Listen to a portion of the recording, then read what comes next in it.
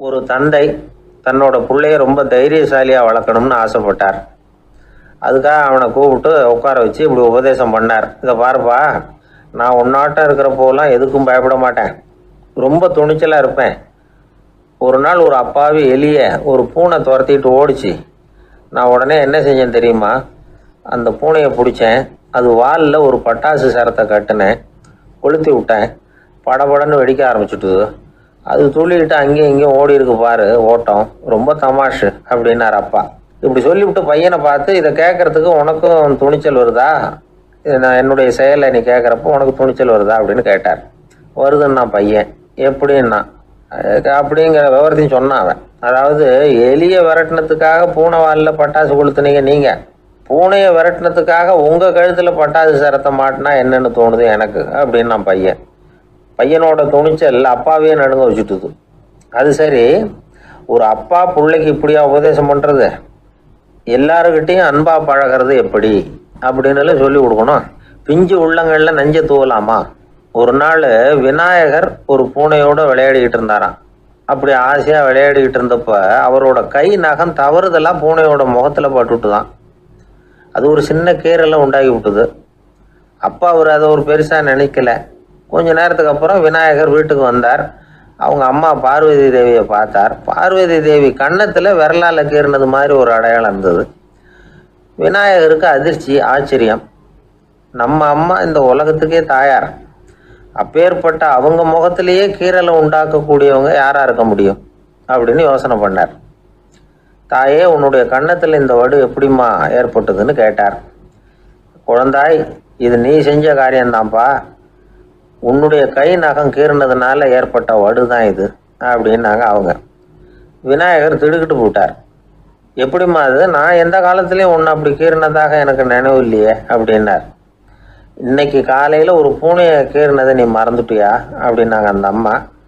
விநாயகர் திகைச்சு போய் நின்னார். பார்வதி தேவி சொன்னாங்க, இதை பாருப்பா, இந்த உலகத்தில் இருக்கக்கூடிய எல்லா உயிர்கள்லேயும் நான் இருக்கிறேன். நான் தான் இந்த உலகமாக ஆகியிருக்கிறேன். ஆகையினால நீ யாரை துன்புறுத்தினாலும் அது உண்மையிலேயே என்ன துன்புறுத்தினதாக தான் வந்து முடியும் அப்படின்னாங்க. விநாயகர் மனசுக்குள்ளே ஒரு வெளிச்சம் ஏற்பட்டு தான். அதுக்கப்புறம் அவர் யாரையுமே கல்யாணம் பண்ணிக்காததுக்கு அதுதான் காரணமா. இந்த உலகத்தில் எல்லாரையும், இங்கே இருக்கிற எல்லாத்தையும் தாயின் வடிவமாக அவர் பார்க்க ஆரம்பிச்சிட்டாராம். குருதேவர் ராமகிருஷ்ணர் இந்த கதையை எடுத்து சொல்லியிருக்கிறார். நபிகள் நாயகம் ஒரு தடவை ஒரு நாற்காலியில் உட்காந்து என்னமோ யோசனை பண்ணிட்டு இருந்திருக்கிறார். அப்போ அவரோட உடையில் ஒரு கீழ்ப்பகுதி தரையில் படிஞ்சு கிடந்திருக்குது. அங்கே விளையாடிக்கிட்டு இருந்த ஒரு பூனை அது மேலே வந்து படுத்து தூங்கி போச்சு. தொழுகை செய்ய வேண்டிய நேரம் வந்துட்டுது. நபிகள் நாயகம் எழுந்திருக்க பார்த்தார். அப்போ தான் பூனை தன்னோட உடை மேலே படுத்து தூங்கிட்டு இருக்கிறது கண்ணில் படுது. பூனையோட தூக்கத்தை கலைக்க விரும்பல அவர். தன்னுடைய சகோதரியை கூப்பிட்டார். ஒரு கத்திரிக்கோள் எடுத்துகிட்டு வர சொன்னார். பூனை படுத்திருந்த உடைப்பகுதி மட்டும் இருக்குல்ல, அதை மட்டும் அதோட கத்திரிச்சு விட்டுட்டு அதுக்கப்புறம் அவர் எழுந்திரிச்சு தொழுகைக்கு போனாராம். அதாவது பிற உயிர்கள்கிட்ட எப்படி அன்பு காட்டணுங்கிறத பெரியவங்க எவ்வளவோ விதத்தில் நமக்கு எடுத்து காட்டியிருக்கிறாங்க. இருந்தாலும் எத்தனை பேர் மனசில் அதெல்லாம் உரைச்சிருக்குது? நாமளும் நம்ம ட்ரெஸ்ஸு மேலே ஒரு பூனை படுத்திருந்தா ஒரு கத்திரிக்கோலை தான் தேடுவோம், எடுத்துகிட்டு வர சொல்லுவோம். துணியை வெட்டுறதுக்கு பதிலாக இல்லை அதோட வாழை வெட்டினா என்ன அப்படின்னு தோணும். ஒரு ஆள் ரொம்ப பிரியமாக ஒரு பூனையை ஆற்றுல குளிப்பாட்டிக்கிட்டு இருந்தானா. எப்படி? அந்த பூனையை ஆற்று தண்ணியில் அமுக்கி அமுக்கி குளிப்பாட்டிக்கிட்டு இருக்கிறான். அந்த வழியாக போன பெரியவர் ஒருத்தர் இதை பார்த்தார். இதை பார்ப்பா, பூனையை அது மாதிரி ஆற்று தண்ணியில் அமுக்கி குளிப்பாட்டாத, மூச்சு திணறி செத்து போடும் அப்படின்னு அட்வைஸ் பண்ணார். நீ போய் அவன் வேலையை பார்த்துக்கிட்டு, எனக்கு எல்லாம் தெரியும்னா இவன். சரின்னு அவர் போயிட்டார். கொஞ்ச நேரம் கழித்து அவரே அந்த வழியாக திரும்பி வந்துக்கிட்டு இருந்தார். ஆற்றுல பூனையை குளிப்பாட்டிக்கிட்டு இருந்தவன் அழுதுகிட்டு உட்காந்துருக்கிறான். பக்கத்தில் அந்த பூனை செத்து கிடக்குது. இதை பார்த்தார் பெரியவர். நான் தான் அப்போவே சொன்னேனே அந்த பூனையை ஆற்றுல நினைக்காதேன்னு, அதை கேட்டிருந்தா இப்படி ஆயிருக்குமா அப்படின்னார். அந்த ஆள் கோபமாக இவரை முறைச்சி பார்த்தான். அட போய்யா, இந்த பூனை ஆற்றுல குளித்ததுனால ஒன்றும் செத்து போகல, குளித்ததுக்கு அப்புறம் அதோட உடம்பு ஈரமாக இருக்குதுன்னு அதை புழிஞ்சேன், அதனால தான் இப்படி ஆயிட்டுது அப்படின்னு நானா. உலகத்தில் எது எதுக்கும் ஆராய்ச்சி கூடங்கள் இருக்குதுல்ல, அது மாதிரி தூக்கத்தை பற்றி ஆராய்ச்சி பண்ணுறதுக்கு ஒரு ஆராய்ச்சி கூடம் இருக்குது. அப்படி ஆராய்ச்சி பண்ணணும்னா அதுக்கு மூழ்கிக்கிட்டு இருக்கணும்ல. அதனால தான் அந்த ஆராய்ச்சி கூட இங்கே இல்லை. அமெரிக்காவில் பாஸ்டன் பல்கலைக்கழக மருத்துவமனையில் அது இருக்குது. அங்கே தூக்கத்தை பற்றி பலவிதமான ஆராய்ச்சிகள் பண்ணிகிட்டு இருக்கிறாங்க. அந்த ஆராய்ச்சி கூடத்தில் இயக்குனராக இருக்கிற ஒரு நிபுணர் அவர் என்ன சொல்கிறார் தெரியுமா? உங்களுக்கு தூக்கம் வரலையா, நீங்கள் நல்லா தூங்குறதுக்கு தாராளமாக சில யோசனைகளை என்னால் சொல்ல முடியும் அப்படிங்கிறார். யோசனை தானே, காசா பணமாக கேட்டு வச்சுக்கலாமே. உணவு, மனநிலை, தூங்கும் இடத்தோட சூழ்நிலை, படுக்கைக்கு செல்றப்போ உள்ள பழக்க வழக்கங்கள், இது காரணமாக ஒருத்தருக்கு தூக்கம் வராமல் போகலாம். தூக்கம் வராததுக்கு இதுதான் காரணம்னா அதையெல்லாம் சுலபமாக கட்டுப்படுத்தலாங்கிறார் அவர். தூக்கத்தை வரவழைக்கக்கூடிய ஒரு நல்ல மருந்து உடற்பயிற்சி. ஆனால் ஒன்று, படுக்க போகிற நேரத்தில் இது மாதிரி உடற்பயிற்சிகள் எல்லாம் செய்யக்கூடாது. கொஞ்சம் முன்னாடி பகல்லையே இந்த பயிற்சிகளை செய்கிறது நல்லது. தூக்கம் வராமல் அவதிப்படுறவங்க பிற்பகல் நேரங்களில் காஃபி, டீ இது மாதிரி பானங்களை சாப்பிடக்கூடாது. மது அருந்துறது கூட தூக்கத்தை பாதிக்கும். வெது வெதுப்பான நீரில் குளிக்கிறது, தியானத்தில் ஈடுபடுறது, ஓய்வாக இருக்கிறது, படுக்கிறது, அதாவது படுக்கிறதுக்கு முன்னாடி ஒரு கோவலை பால் சாப்பிட்றது, இதெல்லாம் தூக்கத்தை வரவழைக்கிறது ரொம்ப உதவியாக இருக்கும். இன்னொரு விஷயம் என்னென்னா, தூங்கி ஆகணுமேங்கிற கவலை வேண்டியதில்லை. அப்படி நினச்சி கவலைப்படுறதை விட்டுடணும்.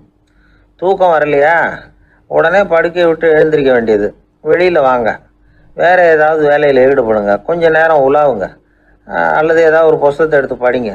களைப்பு ஏற்பட்டால் மறுபடியும் படுக்கைக்கு போங்க, தூக்கம் தானே வந்துடும். ஒரு விஷயத்தை மட்டும் நல்லா ஞாபகத்தில் வச்சுக்கணும். படுக்கைக்கு போகிறப்போ உங்கள் மற்ற எல்லா பிரச்சனைகளையும் மறந்துடணும். அது எப்படி சார் முடியும்? அந்த நேரம் தானே எல்லா பிரச்சனையும் வரிசையாக ஞாபகத்துக்கு வருது அப்படின்னு நாம் நினைக்கலாம். ஆனால் பழக்கத்தில் அதை நாம் மாற்றிக்க முடியும். கொஞ்சம் முயற்சி பண்ணணும், அவ்வளோதான். இது எல்லாமே ஆராய்ச்சி பண்ணி பார்த்துட்டு அந்த நிபுணர் சொல்கிற கருத்து தான். இன்னொரு விஷயமும் அவர் சொல்கிறார். அது என்னென்னா, உடல் கோளாறு காரணமாக தூக்கம் வராமல் அவதிப்படுறவங்களுக்கெல்லாம் இந்த யோசனைகள் சரியாக வராது அப்படிங்கிறார். அதுக்கெல்லாம் மருத்துவ சிகிச்சை கொடுத்து தான் சரி பண்ணணும். சில பேருக்கு நடு ராத்திரியில் மூச்சு திணறல் ஏற்பட்டு தூக்கம் வராமல் போயிடும். ஊரெல்லாம் தூங்குறப்ப தான் மட்டும் தூங்காமல் மூழ்கிட்டு இருக்கிறது, ஊரெல்லாம் மூழ்கிட்டு இருக்கிறப்போ தான் மட்டும் தூங்குறது, இது மாதிரி கோளாறுகளால் சில பேர் பாதிக்கப்படலாம். காலு தசை முறுக்கிக்கிறதுனால சில பேருக்கு அடிக்கடி விழிப்பு வரலாம். மன அழற்சி காரணமாக சில பேருக்கு தூக்கம் வராது. இது மாதிரி கோளாறுகளுக்கெல்லாம் அதுக்கு தகுந்த மாதிரி சிகிச்சை கொடுத்து தான் சரி பண்ண வேண்டியிருக்கும். எந்த கோளாறும் இல்லாமல் தூக்கம் வரலைன்னா ஆரம்பத்தில் சொன்ன முறைகளை கடைபிடிச்சு பார்க்கலாம். தூக்கம் வந்ததுன்னா யோசனை சொன்ன அந்த நிபுணருக்கு நன்றி சொல்லலாம். ஒருத்தர், ஏன் சார் பஸ்ஸில் தூங்குறது கெட்ட பழக்கமானு கேட்டார். இல்லையே, நான் கூட பஸ்ஸில் போகிறப்ப தூங்கிட்டு தானே போவேன் அப்படின்னார் இன்னொருத்தர். அப்புறம் ஏன் என்ன டிரைவர் வேலை வேணாம்னு வீட்டுக்கு அனுப்பி வச்சுட்டாங்க அப்படின்னாராம் அவர். ஒரு ஆள் ராமகிருஷ்ணரை தேடி வந்தான். அவன் கையில் 1000 பொற்காசுகள் வச்சுருந்தான். அதை அவர்கிட்ட கொடுத்து இதை ஏற்றுக்கணும் அப்படின்னு ரொம்ப பணிவாக கேட்டுக்கிட்டான்.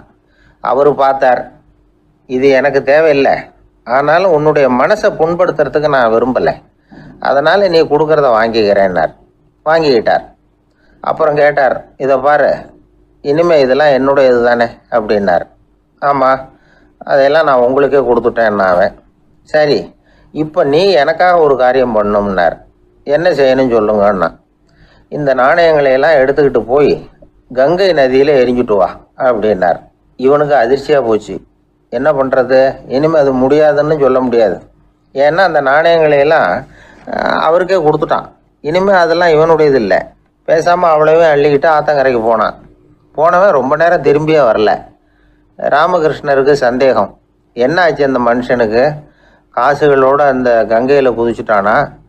போகும்பொழுதே ஒரு மாதிரியாக தான் போனான், போய் என்னன்னு பார்த்துட்டு வாங்க அப்படின்னார். அங்கே இருந்த ஒருத்தர் ஓடி போய் பார்த்தார். அவர் போய் பார்க்கும்பொழுது அவன் அங்கேயே இருந்தான். அதுக்கப்புறம் அவர் திரும்பி வந்தார். வந்து விவரத்தை சொன்னார். அதாவது அவன் கங்கை கரையில் உட்காந்துக்கிட்டு ஒவ்வொரு நாணயமாக 1 2ன்னு எண்ணி எண்ணி வீசிக்கிட்டு இருக்கிறான். அவனை சுற்றி ஒரு கும்பல் நின்றுக்கிட்டு அவனை தடுத்துக்கிட்டு இருக்குது அப்படின்னு விவரத்தை சொன்னார் போயிட்டு வந்தவர். இதை கேட்டதும் ராமகிருஷ்ணரே புறப்பட்டு அங்கே போனாராம். என்ன இப்படி பண்ணிகிட்டு இருக்கிற? நான் உன்னை அந்த நாணயங்களை கங்கையில் வீசி எறிய சொன்னேன், நீ ஏன் அதை எண்ணிக்கிட்டு இருக்கிற அப்படின்னார். பழக்கம்தான் காரணம். நான் ஒவ்வொரு நாளும் ஒவ்வொன்றா சேமித்து வச்சேன். இன்றைக்கி என்கிட்ட நிறைய இருக்குது. உங்களுக்கு ஒரு 1000 நாணயங்களை கொடுக்கணுங்கிறது என்னோட ஆசை அப்படின்னா. இப்போ ராமகிருஷ்ணர் சொன்னார், ஒரே நேரத்தில் எல்லாத்தையும் சம்பாதிச்சிருந்தா நீ எண்ணுறது பொருத்தமாக இருக்கும். எல்லாத்தையும் இழக்கும் போது ஒவ்வொன்றா எண்ணிக்கிட்டு இழக்கிறதுங்கிறது சரியான செயல் இல்லை. அதனால் ஒரே தடவையாக எல்லாத்தையும் தூக்கி எறிஞ்சிடும் அப்படின்னார். இது இழப்பது அப்படிங்கிற ஒரு உயர்ந்த நிலை. இதை நாம் யதார்த்த வாழ்க்கையில் சம்மந்தப்படுத்தி பார்த்து குழப்பிக்கிட்டு இருக்கக்கூடாது. இழக்கிறேன்னு சொல்லிக்கிட்டு இருக்கிற காசையெல்லாம் ஆற்றுலையும் குளத்துலையும் கொண்டு போய் எரிஞ்சுட்டு வாங்க அப்படின்னு உபதேசம் பண்ணுறதாக யாரும் நினச்சிடக்கூடாது. இதில் நாம் புரிஞ்சிக்க வேண்டியது என்னென்னா, எதையாவது ஒன்றை இன்னொருத்தருக்கு கொடுக்கணும் அப்படின்னு விருப்பப்பட்டால் அதை மனப்பூர்வமாக கொடுத்துடணும். கொடுத்துட்டு அதையே நினச்சிக்கிட்டு இருக்கக்கூடாது. நம்மால் ஒருத்தர் ஒரு 100 ரூபா நோட்டை தன்னுடைய நண்பர் ஒருத்தர்கிட்ட கொடுத்து, இது உனக்கு தான் வச்சுக்கோ அப்படின்னார். அவர் பார்த்தார், இது இனிமேல் எனக்கு தானே சொந்தம் அப்படின்னார். ஆமான்னார் அவர். அப்படின்னா எனக்காக நீ ஒரு உதவி செய்யணும்னார். சொல்லுங்கள் செய்கிறேன்னார் அவர். இந்த 100 ரூபா நோட்டை தீ வச்சு கொளுத்தி விடுன்னார். இவர் அதிர்ச்சியாகி அவரை பார்த்தார். இப்போ அவர் சொன்னார், நீ எனக்கு அன்பாக கொடுத்தது இது, இந்த நோட்டு கள்ள நோட்டுங்கிறது எனக்கு முன்னாடியே தெரியும், சீக்கிரம் கொளுத்தி விடு, அதுதான் நம்ம 2 பேருக்குமே நல்லது அப்படின்னாராம் அவர். ஒருத்தரை பார்த்து உன்னுடைய நண்பர்கள் யார் அப்படின்னு ஒரு கேள்வி கேட்டு பாருங்க. கொஞ்சம் யோசிச்சு பதில் சொல்லுவாங்க. அவங்ககிட்டயே உன்னுடைய எதிரிகள் யார் அப்படின்னு கேளுங்க, கடகடன்னு ஒப்பிச்சிருவாங்க. நம்ம மனசு இருக்க அது எப்படின்னா, நம்ம நண்பர்களை விட எதிரிகளை அது நல்லா ஞாபகத்தில் வச்சுக்கும். இது ஒரு ஆச்சரியமான உண்மை. உங்களால் நண்பர்களை மறந்துட முடியும், ஆனால் எதிரிகளை மறந்துட முடியாது. இது ஒரு வேடிக்கையான நிலைமை தான். அழகான தருணங்களை நாம் ஏன் மறந்துடுறோம்? இது இயற்கை. ஏன்னா நம்ம மனசு மலர்களை கவனிக்கிறதில்ல, அதில் இருக்கிற முள்ளை தான் கவனிக்குது. தன்னை காயப்படுத்துகிற எதையும் அது உடனே கண்டுகொள்ளுது. ஒரு தெளிந்த சிந்தனையுடைய மனசு மிக அழகாக உள்ள எல்லாத்தையும் கவனிக்கும். அது நன்றியுடன் உணரக்கூடிய எல்லாத்தையும் பார்த்து குறிச்சிக்கும். இப்படிப்பட்டவங்க வாழ்க்கை இயல்பாகவே நல்லா அமையும். அது ரொம்ப அபூர்வம். மனசில் உள்ள ஒரு சிறிய அமைப்பை மாற்றுவதை பொறுத்து தான் இந்த விஷயம் அப்படிங்கிறார் ஓஷோ.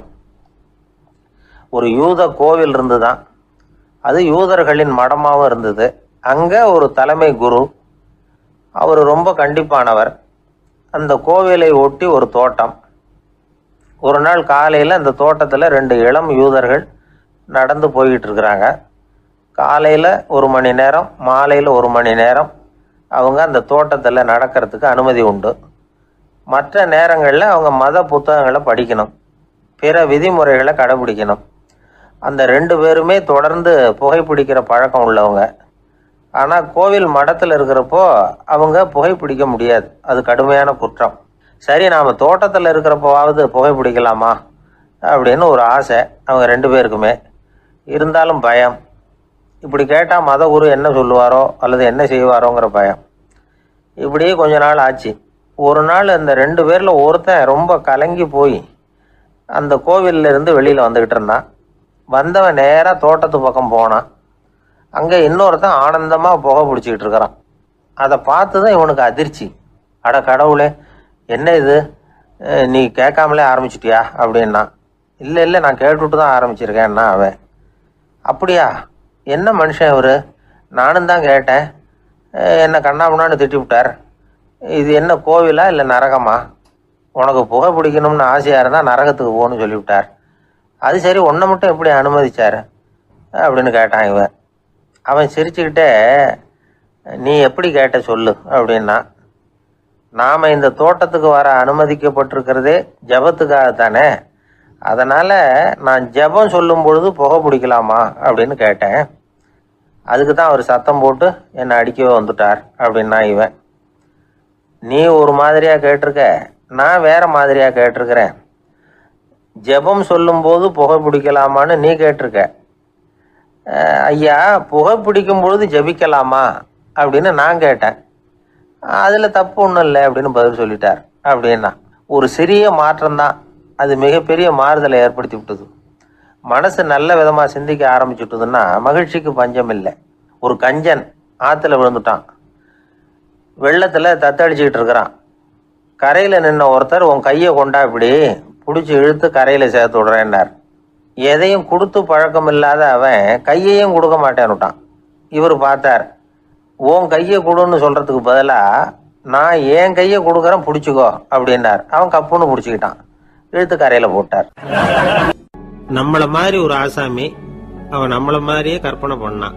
அதாவது நாம தான் இந்த உலகத்துல ரொம்பவும் கஷ்டப்படுறோம், மத்தவங்க எல்லாம் சந்தோஷமா இருக்கிறாங்க அப்படின்னு அவன் நினைச்சுக்கிட்டான்.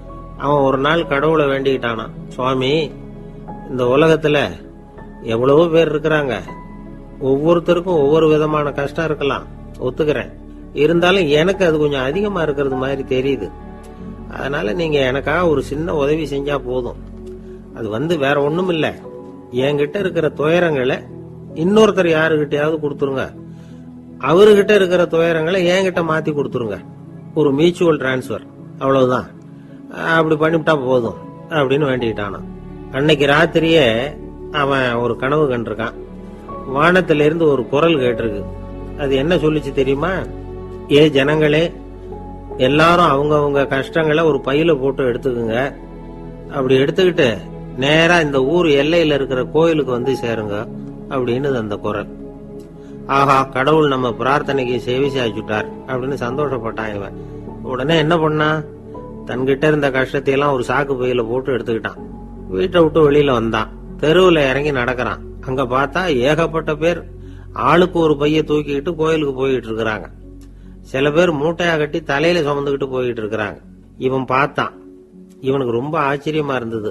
ஏன்னா எல்லாரும் வச்சிருக்கிற பைய இவன் பைய விட பெருசா இருந்தது. இவன் பை தான் இருக்கிறதுலயே கொஞ்சம் சின்னதா தெரிஞ்சது. இப்ப அவன் மறுபடியும் சாமியை வேண்டிக்கிட்டான், கடவுளே, இப்ப உள்ள சூழ்நிலையை கவனிச்சா என்கிட்ட இருக்கிற பைய பரவாயில்லன்னு தோணுது. அதனால வேற பைய எதையும் மாத்த வேணாம், இதுவே பரவாயில்ல, இந்த பையோட திரும்பி வீட்டுக்கு போனா போதும்னு நினைக்கிறேன் அப்படின்னு ஏதோ நினைக்க ஆரம்பிச்சுட்டான் அவன். எல்லாரும் கோயிலுக்கு போய் சேர்ந்தாங்க. கோயில்ல அந்த குரல் மறுபடியும் கேட்டுது. எல்லாரும் அவங்கவுங்க பைகளை சுவத்துல தொங்க விடுங்க, திடீர்னு விளக்குகள் அணையும், மணி அடிக்கப்படும், அதுதான் அடையாளம். அந்த சமயத்துல இருட்டுல உங்களுக்கு வேண்டிய பைய நீங்க மாத்தி எடுத்துக்கலாம், தேர்ந்தெடுத்துக்கலாம். வெளிச்சம் இருக்கிறப்பவே உங்களுக்கு பிடிச்ச பைக்கு பக்கமா பார்த்து நீங்க நின்னுக்கலாம் அப்படின்னு சொல்லி விவரம் சொல்லிச்சான் அந்த குரல். அப்படி சொன்னதுக்கு அப்புறம் திடீர்னு விளக்கு அணைஞ்சுது, மணி அடிச்சுது. கொஞ்ச நேரம் கழிச்சு மறுபடியும் விளக்குகள்லாம் எரிஞ்சுது. இப்போ பார்த்தா எல்லாரும் அவங்கவுங்க பையையே கெட்டியா பிடிச்சிட்டு நிக்கிறாங்க. இவனும் அப்படியே நிக்கிறான். இவன் மெதுவா பக்கத்துல நிக்கிறவங்க கிட்ட கேட்டானா, ஏன் நீங்க பைய கையிலேயே வச்சிருக்கிறீங்க, செவுத்துல மாட்டலையா அப்படின்னு கேட்டிருக்கான். இல்லப்பா, நீ ஏன் கையிலேயே வச்சிருக்கிறியோ அதே காரணத்துக்காக தான் நாங்களும் வச்சிருக்கிறோம். நம்ம கவலைகளை பத்தி நமக்கு ஓரளவுக்காவது தெரியும். ஆனா மத்தவங்க கவலைகள் நமக்கு பரிச்சயம் இல்லாதவை, பழக்கம் இல்லாதது. அதனால நமக்கு தெரிஞ்ச கவலைகளை சமாளிக்கிறது சுலபம். தெரியாததை சமாளிக்கணும்னா மறுபடியும் ஆரம்பத்தில இருந்து ஆரம்பிக்கணும்.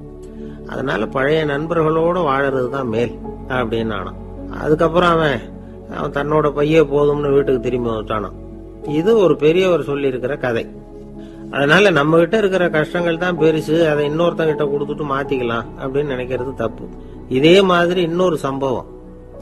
ஒரு ஊர்ல ஒரு நாள் ராத்திரி ஆகாயத்தில இருந்து கடவுள் குரல் கேக்குது. இந்த ஊர்ல இருக்கிற ஜனங்கள்லாம் கொஞ்சம் கவனிங்க, உங்களுக்கு ஒரு செய்தி. அதாவது இங்க இருக்கிற ஜனங்கள்லயே கொஞ்சம் கூட கவலையே இல்லாத ஆள் யாருன்னு எனக்கு தெரியணும். அதனால எல்லாரும் அவங்க கவலைகளை ஒரு பையில போட்டு எடுத்துக்கிட்டு கோயிலுக்கு வாங்க அப்படின்னாரு கடவுள். உடனே வரிசையா எல்லாரும் வர ஆரம்பிச்சாங்க. எல்லார் கையிலயும் பை இருந்தது, சின்னதும் பெருசுமா. கவலையே இல்லாத ஆள் யாருன்னு தேடினார் கடவுள். ஒரே ஒரு ஆள் மட்டும் கையில எதுவும் இல்லாம வெறும் கையை வீசிக்கிட்டு ரொம்ப ஜாலியா நடந்து வந்துகிட்டு இருந்தான். கடவுள் அவங்க கிட்ட போனார். ஏன்பா, உனக்கு கவலையே இல்லையா அப்படின்னு கேட்டார். எனக்கும் சில கவலைகள்லாம் உண்டு அப்படின்னு அவன். எங்க அதெல்லாம்னு கேட்டிருக்காரு கடவுள். பின்னாடி லாரியில வந்துகிட்டு இருக்கு அப்படின்னு அவன். எங்க எங்க போயிட்டு வரீங்க அப்படின்னு கேட்டேன். எனக்கு வேண்டப்பட்ட ஒருத்தரை பார்த்து. ஆஸ்பத்திரிக்குன்னார். எந்த ஆஸ்பத்திரிக்குன்னு? மாட்டு ஆஸ்பத்திரிக்குன்னார். என்ன விஷயம்னு? மாமனாருக்கு உடம்பு சரியில்லை, அதுதான் மாட்டு ஆஸ்பத்திரிக்கு போயிட்டு வரேன்னார். அட பாவி, அதுக்கு அந்த ஆஸ்பத்திரிக்கா போவாங்க அப்படின்னு ஆச்சரியமா. அட அது இல்லப்பா, முதல்ல எங்க குடும்ப டாக்டர் தான் தேடிக்கிட்டு போனேன். அவர் அந்த நேரத்துல அவர் வளர்க்குற நாய்க்குட்டிக்கு உடம்பு சரியில்லைன்னு சொல்லி அதை தூக்கிக்கிட்டு மாட்டு ஆஸ்பத்திரிக்கு போயிட்டாராம் சொன்னாங்க. அதனால அங்க போய் அவரை சந்திச்சு விஷயத்தை சொல்லிவிட்டு வர்றேன்னார். அப்புறம் தான் எனக்கு கொஞ்சம் நிம்மதியா இருந்தது. பொதுவா நமக்கு தெரிஞ்ச வரையில டாக்டர்கள் 2 வகை. நமக்கு வைத்தியம் பண்ற டாக்டர்கள் ஒரு வகை, நம்மக்கிட்ட இருக்கிற ஆடு மாடு கோழிக்கு வைத்தியம் பண்ணுற டாக்டர்கள் ஒரு வகை. இப்போ தான் எனக்கு தெரியும் இன்னொரு வகையான டாக்டர்களும் உண்டுங்கிறது. அது யாருன்னா பூச்சிகளுக்கு வைத்தியம் பண்ணுற டாக்டர்கள், அதாவது பூச்சி டாக்டர்கள். வெளிநாடுகளில் அப்படிலாம் கூட சில பேர் இருக்கிறாங்க. பிரிட்டனில் யார்க்ஷயர் வட்டாரத்தில் ராதர்ஹாம் அப்படின்னு ஒரு ஊர். அங்கே ஒரு விலங்கியல் மருத்துவர் பேர் டாக்டர் லான்ஸ் ஜெப்சன். அவர் ஆஸ்பத்திரி வாசலில் பார்த்தீங்கன்னா தினமும் நிறைய பேர் நின்றுக்கிட்டு இருப்பாங்க. கையில் கண்ணாடி குடுவை, தகர டப்பா இப்படி ஏதாவது இருக்கும். அதுக்குள்ளே ஏதாவது பூச்சிகள் இருக்கும். அதுக்கு வைத்தியம் பண்ணுறதுக்காக வந்தவங்க தான் அவங்க எல்லாம். சிலந்தி பூச்சி, பல்லி, தேளு, பாம்பு இப்படி ஏதாவது இருக்கும். பொழுதுபோக்காக சில பேர் நாய், பூனை, கிளி, மைனா, புறா இப்படி ஏதாவது வளர்க்குறாங்கல்ல, அது மாதிரி இப்போல்லாம் தேளு, பல்லி, பாம்பு, பூச்சி இதையெல்லாம் வளர்க்க ஆரம்பிச்சிட்டாங்களாம். இது ஒரு புது ஃபேஷன். இப்போ கூண்டுக்குள்ளே டப்பாக்குள்ளே போட்டு வளர்க்குறது, அதுக்கு ஏதாவது நோய் வந்துட்டுதுன்னா வைத்தியம் பண்ணுறதுக்கு டாக்டர்கிட்ட வந்துட வேண்டியது, இப்படி இந்த பழக்கம்லாம் நிறையா வந்துட்டுது. ரத்தம் உறிஞ்சிற அட்டைகள் கூட இவங்ககிட்ட வைத்தியத்துக்கு வருதான். சிலந்திகளில் செங்கால் சிலந்தின்னு ஒரு வகை. மத்திய அமெரிக்க காடுகளில் இது அதிகம்.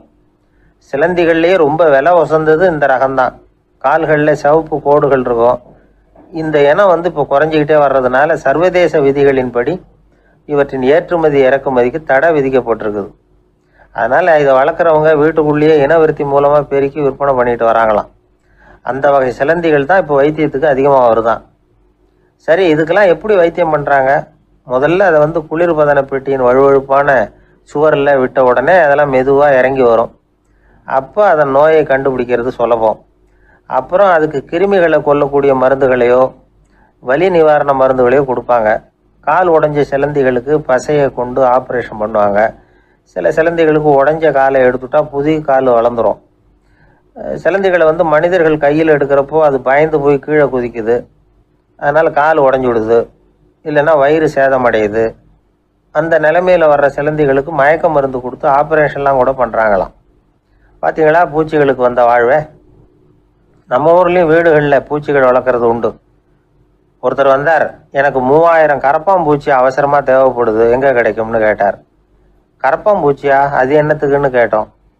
அது வேற ஒன்றும் இல்லை, நான் குடியிருக்கிற வாடகை வீட்டை காலி பண்ண போகிறேன். வீட்டு சொந்தக்காரர் என்ன சொல்கிறாருன்னா, இந்த வீட்டுக்கு நான் குடி வந்தப்போ எப்படி இருந்ததோ அதே நிலைமையில் விட்டுட்டு போகணும்னு வீட்டுக்காரர் சொல்லியிருக்கிறார், அதனால தான் கேட்டேன் அப்படின்னார். அந்த காலத்தில் அண்ணாமலை ரெட்டியார்னு ஒருத்தர் இருந்தார். அவர் வெங்கனூர் அப்படிங்கிற கிராமத்தில் இருந்தார். அங்கேருந்து விருத்தாசலம் கோவிலுக்கு தவறாமல் போயிட்டு வந்துக்கிட்டு இருந்தார். இடையில வெள்ளாறு, அதில் ஒரு சமயம் வெள்ளம் வந்துட்டுது. இவரால் போக முடியல. அதோட விளைவு வெங்கனூர்லேயே ஒரு கோவில் கட்டணும் அப்படின்னு முடிவு பண்ணார், சிவாலயம். அந்த சமயத்தில் வடநாட்டில் பஞ்சம். அதனால் அங்கிருந்த பல சிற்பிகள் தென்னாட்டை நோக்கி வர ஆரம்பித்தாங்க. அவங்க வெங்கனூர் வழியாக வர்றது தெரிஞ்சதும் இவர் போய் பார்த்தார். இங்கே ஒரு கோவில் கட்டணும், அதுக்கு நீங்கள் உதவணும்னார். பஞ்ச காலத்தில் இப்படி ஒரு வாய்ப்பு கிடைச்சதில் அவங்களுக்கும் ரொம்ப மகிழ்ச்சி. உற்சாகத்தோடு ஒத்துக்கிட்டாங்க. ஆலய திருப்பணி ஆரம்பமாச்சு. அவங்களுக்கு வேண்டிய எல்லா வசதிகளையும் இவர் செஞ்சு கொடுத்தார். அவங்களுக்கு எந்த குறையும் இல்லாமல் பார்த்துக்கிட்டார். அது மட்டும் இல்லை, ஒவ்வொரு நாளும் அங்கே வருவார். உங்களுக்கு என்ன வேணும், எது வேணும்னு கேட்பார். ஏதாவது குறை இருந்தால் சொல்லுவாங்க, உடனே தீர்த்து வைப்பார். இவரும் கேட்பார், எந்த குறையாக இருந்தாலும் என்கிட்ட சொல்லுங்க அப்படின்னு சொல்லுவார். அதை தவிர இவராகவே கவனிச்சும் அவங்களுக்கு என்னென்ன தேவைங்கிறத கண்டுபிடிச்சி அதையெல்லாம் கொடுத்துக்கிட்டு இருப்பார். என்ன தேவைன்னாலும் அதை நிறைவேற்றி வச்சுருவார். அந்த சிற்பிகளின் தலைவன் ஒருத்தன், அந்த ஆளுக்கு வெத்தலை பாக்கு போடுறது பழக்கம். இதை தெரிஞ்சுக்கிட்டு அதுக்காகவே ஒரு ஆளை ஏற்பாடு பண்ணார். வேணுங்கிறப்போலாம் நீ வெத்தலை சிவல் மடித்து கொடுக்க வேண்டியது உன் வேலை அப்படின்னு ஒருத்தனை ஏற்பாடு பண்ணிட்டார். இப்படியெல்லாம் செஞ்சதும் அவங்களுக்கும் ரொம்ப உற்சாகம். ரொம்ப பொறுப்பாக சிற்ப வேலைகளை செஞ்சுக்கிட்டு இருக்கிறாங்க. ஒரு நாள் என்னாச்சு தெரியுமா? அந்த சிற்பிகளின் தலைவன் ரொம்ப நுணுக்கமாக ஒரு வேலையை செஞ்சுக்கிட்டு இருக்கிறான். சாரம் போட்டு அது மேலே படுத்துக்கிட்டு அண்ணாந்து பார்த்து உச்சியில் நுணுக்கமான சிற்பங்களை உருவாக்கிக்கிட்டு இருக்கான். சிற்பியின் கவனம் செதறப்படாதுங்கிறதுனால இவர் மெதுவாக சத்தம் போடாமல் கிட்ட போய் நின்று அதை கவனிச்சிக்கிட்டு இருக்கிறார். அந்த சிற்பி வழக்கம் போல் வெத்தலை பாக்குக்காக இடது கையை கீழே நீட்டினான். அந்த சமயம் பார்த்து அவருக்கு தாம்பூலம் கொடுக்குறவன் அங்கே இல்லை, எங்கேயோ போயிருக்கிறான். அண்ணாமலை ரெட்டியார் என்ன பண்ணார் தெரியுமா? தனக்காக கொடுக்கப்பட்ட தாம்பூலத்தை வாங்கி சிற்பியின் கையில் கொடுக்குறார்.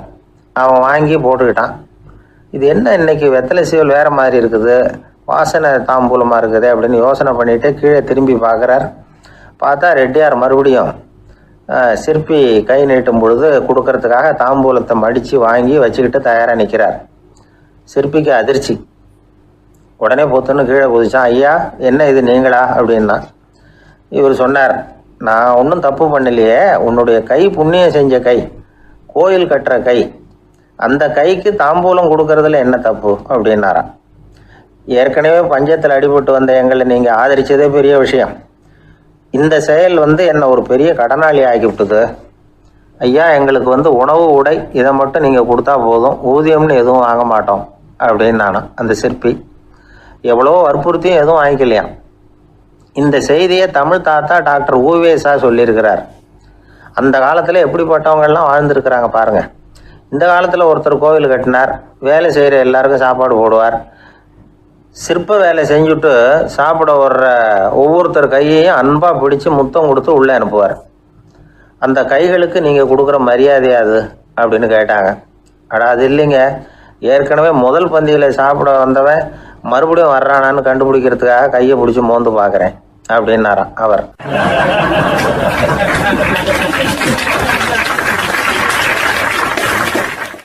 பிரம்மத்தை அறிந்தவன் பிரம்மமாகிறான் அப்படின்னு ஒரு பெரியவர் பேசினார் ஒரு கோவிலில். தைத்திரிய உபனிஷத்து அப்படி சொல்லுதான். இதை கேட்கும் பொழுது நமக்கு ஒரு சந்தேகம் வரும். அது எப்படி? பிரம்மத்தை அறிந்தவன் பிரம்மம் ஆகிறான்னா, சிங்கத்தை அறிந்தவன் சிங்கம் ஆகிறானா, தோசையை அறிந்தவன் தோசை ஆகிறானா? இப்படிப்பட்ட சந்தேகம் நமக்கு வர்றதுல ஒன்றும் ஆச்சரியம் இல்லை, இது இயற்கை. இதுக்கும் அந்த பெரியவரே பதில் சொல்றார். சிங்கம் வேற, நாம வேற. அதனால சிங்கத்தை அறிந்தவன் சிங்கம் ஆக மாட்டான். ஆனால் பிரம்மம் வேற, நாம வேற இல்லை. அதனால பிரம்மத்தை அறிந்தவன் பிரம்மமாகிறான் அப்படிங்கிறது அவரோட விளக்கம். மனிதன் அவன்தான் தான் பிரம்மங்கிறது தெரியாதனால தான் அதை வேற எங்கேயோ தேடிட்டு இருக்கிறான். கடைசியில் அது தான் தாங்கிறது புரிஞ்சுக்கிற பொழுது அவன் பிரம்மம் ஆயிடுறான். இதை விளக்கிறதுக்கு ஒரு உபநிஷத்து கதையே இருக்கு. நமக்கு தெரிஞ்ச கதை தான், ஆனால் அதை வேற விதமான அர்த்தத்தில் விளையாட்டாக சொல்லிகிட்டு இருக்கிறோம். ஒரு சமயம் ஒரு 10 நண்பர்கள் ஒரு காட்டு வழியாக போய்கிட்டு இருக்கிறாங்க. குறுக்க ஒரு நதி, அதை கடந்து அடுத்த பக்கம் போகணும். எல்லாரும் ஒரு வழியாக கடந்து அடுத்த கரைக்கு போய் சேர்ந்துட்டாங்க. அங்கே போய் சேர்ந்ததுக்கு அப்புறம் எல்லாரும் பத்திரமா சேர்ந்துட்டோமா அப்படின்னு தெரிஞ்சுக்கிறதுக்காக எண்ணி பார்க்குறான் அந்த கூட்டத்து தலைவன். அவங்க மொத்தம் 10 பேர். ஆனால் அவன் எண்ணி பார்க்குறப்போ 9 தான் வருது. ஏன்னா அவன் தன்னை விட்டுவிட்டான். எதிரில் நிற்கிறவங்கள மட்டுமே எண்றான். ஐயோ 10வது ஆள் எங்கேங்கிறான், பதறான். சரி நீ இரு, நான் எண்ணி பார்க்குறேன்னு சொல்லிவிட்டு இன்னொருத்தன் எண்றான். அவனும் தன்னை விட்டுட்டு எண்றான். 9 தான் வருது. எல்லாரும் கொய்யோ முறையோன்னு கத்த ஆரம்பிச்சிட்டாங்க. அந்த சமயத்தில் ஒரு பெரியவர் அந்த பக்கமாக வர்றார். என்ன விஷயம்னு விசாரிக்கிறார்.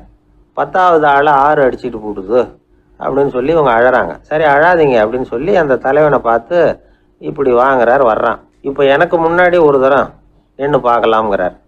1 2 3ன்னு ஆரம்பித்து 9ல் முடிக்கிறான். உடனே பெரியவர் நீ தான் அந்த 10வது ஆள் அப்படிங்கிறார். இது உண்மை. நாம தான் அது. நாம தான் நம்மளை வேற எங்கேயோ தேடிட்டு இருக்கிறோம். நாம எங்கேயோ தேடிட்டு இருக்கிறோமே, அந்த பிரம்மம் நாம தான். இப்படி ஒரு பெரிய உண்மையை விளக்கிறதுக்காக தான் அப்படி ஒரு கதை சொல்லப்பட்டது. ஆனால் அதை நாம் வேற விதமாக வேடிக்கையாக உபயோகப்படுத்திக்கிட்டு இருக்கிறோம். எப்படி தெரியுமா? ஒரு ஆத்தங்கரையில் ஒரு 10 பேர் முழிச்சுக்கிட்டே நின்றுக்கிட்டு இருந்தாங்களாம். அந்த பக்கமாக வந்த ஒருத்தன் ஏன் இப்படி முழிச்சுக்கிட்டு நிற்கிறீங்கன்னு கேட்டிருக்கிறான். எங்களுக்கு நீச்சல் தெரியாது, நாங்கள்லாம் அடுத்த கரைக்கு போய் சேரணும் அப்படின்னு நாங்களாம். சரி நாங்கள் விட்டுட்டு போய் விடுறேன். எல்லாரும் அக்கறைக்கு போய் சேர்ந்த உடனே ஆளுக்கு ₹1 வீதமாக மொத்தம் ₹10 எனக்கு கொடுக்கணும் அப்படின்ட்டுருக்கான் இவன். சரின்னு ஒத்துக்கிட்டாங்க. இவன் ஒவ்வொருத்தராக கையை பிடிச்சி மெதுவாக ஆற்றுல இறக்கி அழைச்சிட்டு போயிட்டான். 9 பேரை கரை சேர்த்துட்டான். 10வது ஆள் பாதி ஆற்றுல போயிட்டு இருக்கிறப்போ திடீர்னு வெள்ளம் வந்துட்டுது. புடி நழுவி போச்சு. கையை விட்டுட்டான். வெள்ளம் அடிச்சுட்டு போட்டுது. அழைச்சிட்டு வந்தவன் நீச்சல் அடித்து தடுமாறி கரைக்கு சேர்ந்துட்டான். கரையில் இருந்தவங்களுக்கு இந்த விஷயம் தெரியாது. இருந்தாலும் இவன் உடம்பு பூரா நனைஞ்சி கொஞ்சம் அதிகமாக மூச்சு வாங்க நின்றுக்கிட்டு இருந்தானா, ஏங்க ஏன் இப்படி மூச்சு வாங்குது, என்ன விஷயம் அப்படின்னு கேட்டாங்களாம். அதுக்கு இவன் கொஞ்சமாக அலட்டிக்காமல் சொன்னானா, வேற ஒன்றும் இல்லை, நீங்கள் கொடுக்க வேண்டிய ₹10 ₹1 குறைஞ்சி போச்சு அவ்வளவுதான் அப்படின்னானா. 1816 செப்டம்பர் மாதம் 11ஆம் தேதி பிரான்ஸ் தேசத்தில் உள்ள ஒரு மருத்துவமனை. அங்கே ஒரு இளம் டாக்டர் கொஞ்ச நாளைக்கு முன்னாடி தான் அந்த ஆஸ்பத்திரியில் புதுசாக வேலைக்கு சேர்ந்துருக்கிறார். அவர் பேர் ரெனே லெனக். அவர் அன்னைக்கு காலையில் அந்த மருத்துவமனையில் அப்படியே ரவுண்ட்ஸ் வந்துக்கிட்டு இருக்கிறார். வார்டில் ஒரு படுக்கையில் ஒரு இளம் பெண் படுத்திருக்கிறா. அந்த பொண்ணுக்கு இருதய நோயாக இருக்கலாம்ங்கிறது மற்ற டாக்டர்கள் சந்தேகம். அந்த காலத்துல எல்லாம் ஒருத்தருடைய இருதய துடிப்பை தெரிஞ்சுக்கணும்னா நோயாளியின் மார்பில் டாக்டர் காதை வச்சு பார்த்து தான் தெரிஞ்சுக்கிறது வழக்கம். ஆனால் இந்த பெண்ணும் இளம் பெண், அந்த டாக்டரும் புதுசாக சேர்ந்துருக்கிறவர். அதனால் பரிசோதனை பண்ண தயங்கினார். கொஞ்ச நேரம் யோசனை பண்ணார். திடீர்னு ஒரு ஞாபகம் வந்தது அவருக்கு. அதாவது அன்னைக்கு விடியற் காலையில் தோட்டத்தில் அப்படி வாக்கிங் போயிட்டு இருந்தப்போ சின்ன பசங்கள்லாம் ஒரு மரக்கட்டையை வச்சு விளையாடிக்கிட்டு இருந்தாங்களாம். அதை இவர் பார்த்துருக்கிறார். அது என்ன விளையாட்டுனா, ஒரு நீளமான மரப்பலகை, அதில் ஒரு முனையில் ஒரு பையன் தன்னுடைய காதை வச்சுக்கிட்டு இருக்கிறான். மறுமுனையில் இன்னொரு பையன் அந்த மரப்பலகையை ஒரு ஆணியால் கீறிக்கிட்டு இருக்கிறான். ஒரு முனையில் ஆணியால் கீறும் பொழுது மறுமுனையில் காதை வச்சிருக்கிற பையனுக்கு அந்த சத்தம் துல்லியமாக கேட்குது. அந்த டாக்டருக்கு காலையில் பார்த்த இந்த விளையாட்டு ஞாபகத்துக்கு வந்துட்டுது. உடனே என்ன பண்ணார் தெரியுமா? ஒரு நீளமான காகிதத்தை எடுத்தார். அதை அப்படியே உருளை மாதிரி உருட்டினார். ஒரு முனையை அந்த நோயாளியின் மார்பில் இடது பக்கம் வச்சார். இன்னொரு முனையில் தன்னுடைய காதை வச்சார். என்ன ஆச்சரியம்! நோயாளியின் மார்பில் நேரடியாக காதை வச்சு கேட்குறத விட துல்லியமாக கேட்டுது இதய துடிப்பு. இதய துடிப்பு மட்டும் இல்லை, மூச்சு இழுத்து விடுறது, திரவ பொருள்களின் அசைவு, எல்லா சத்தமும் தெளிவாக கேட்குது. கிரேக்க மொழியில் ஸ்டெத்தாஸ் அப்படின்னா மார்பு, ஸ்கோப்பின் அப்படின்னா பார்ப்பதுன்னு அர்த்தம். அதனால் டாக்டர் ரெனே லெனக் தான் கண்டுபிடிச்ச கருவிக்கு ஸ்டெத்தஸ்கோப் அப்படின்னு பேர் வச்சார். அவரே முதல் மாடலையும் செஞ்சார். அளவு ரொம்ப பெருசாக இருந்தது, சுலபமாக எடுத்துகிட்டு போகிறது கஷ்டம், அது அவ்வளோ கஷ்டமாக இருந்தது அது. அதனால் அவரே அதை அப்புறம் 2 பிரிவாக தயார் பண்ணார். இது 2 துண்டையும் டாக்டர் தன்னோட கோட்டு பாக்கெட்டில் வச்சுக்கலாம், தேவைப்படுறப்ப எடுத்து ஒன்றா சேர்த்துக்கலாம். இப்படி தான் அவர் ஆரம்பத்தில் பண்ணார். தன்னுடைய இந்த கண்டுபிடிப்பை பற்றி அவர் ஒரு புத்தகம் எழுதினார். நிறைய விற்றுது, புகழும் பணமும் சேர்ந்தது. பணமும் புகழும் சேர்ந்தது மாதிரியே அவருக்கு ஒரு நோயும் சேர்ந்தது. அது என்ன நோயின்னு கண்டுபிடிக்கிறதுக்கும் அவர் கண்டுபிடிச்ச கருவி தான் உபயோகப்பட்டு தான். அவரே அதை கண்டுபிடிச்சார். அவருக்கு வந்திருந்தது காச நோய். 1826ஆம் வருஷம் ஆகஸ்ட் மாதம் 13ஆம் தேதி உலகத்தின் முதல் ஸ்டெதஸ்கோப்பை கண்டுபிடிச்ச டாக்டர் ரெனே லெனக் காலமானார். அவர் சாகிறதுக்கு முன்னாடி மரத்தால் செஞ்சு வச்சுருந்த ஸ்டெதஸ்கோப்பை தனக்கு வேண்டியப்பட்ட ஒரு டாக்டர்கிட்ட கொடுத்து, என்னுடைய சொத்துக்கள்லேயே ரொம்ப வசந்தது அப்படின்னு சொன்னாராம். அதுக்கப்புறம் 3 வெள்ளைக்காரங்க சேர்ந்து இந்த கருவியில் சில மாற்றங்களை பண்ணாங்க. ஆனால் 1829 லண்டனில் டாக்டர் நிக்கோலஸுங்கிறவர் ஒரு காதால் இதய துடிப்பை கேட்குறத விட டாக்டர் 2 காதாலையும் கேட்குறது தான் சரியாக இருக்கும் அப்படின்னு ஒரு கருத்தை வெளியிட்டார். அதுக்கப்புறம் ரொம்ப காலம் கழித்து 1852 ஜார்ஜ் காமான் அப்படிங்கிறவர் ரப்பர் டியூப்களை உபயோகப்படுத்தி 2 காதாலையும் கேட்குற மாதிரி ஒரு புதிய வடிவத்தை அதுக்கு கொடுத்தார். அதுக்கு பிறகு அது படிப்படியாக எவ்வளவோ மாற்றங்கள் இருந்தாலும் ஆரம்பத்தில் டாக்டர் ரெனே லெனக் உருவாக்கின அடிப்படை மாடலை யாரும் மாற்றி அமைக்கலைங்கிறது தான் முக்கியமான விஷயம். நமக்கு தெரிஞ்ச ஒரு ஆஸ்பத்திரி, அதில் ஒரு நோயாளி, காலை நேரத்தில் நர்ஸு அந்த பக்கமாக போயிட்டு இருந்தாங்க. அதை பார்த்துட்டு ஒரு நர்ஸுன்னு கத்துறார். நர்ஸு அவசரமாக ஓடி என்ன விஷயம்னு கேட்டாங்க. சிஸ்டர், இங்கே பாருங்கள், உங்கள் டாக்டரை என் நெஞ்சில் ஒரு காதை வச்சு கேட்டுக்கிட்டு இருக்கிறார் அப்படின்னார் நோயாளி. சிஸ்டர் பதட்டப்படாமல், அதனால் என்ன, இந்த டாக்டர் பழமையான விஷயங்களில் ரொம்ப நம்பிக்கை உள்ளவர், அதனால் ஸ்டெதாஸ்கோப்பை உபயோகப்படுத்தாமல் காதை வச்சு கேட்குறார், அது ஒன்றும் தப்பு இல்லை அப்படின்னாங்களாம். ஐயோ, அதுக்காக இல்லை சிஸ்டர், இவர் என் நெஞ்சு மேலே தலையை வச்சது நேற்று ராத்திரி 9 மணி, இப்போ விடிஞ்சு போச்சு,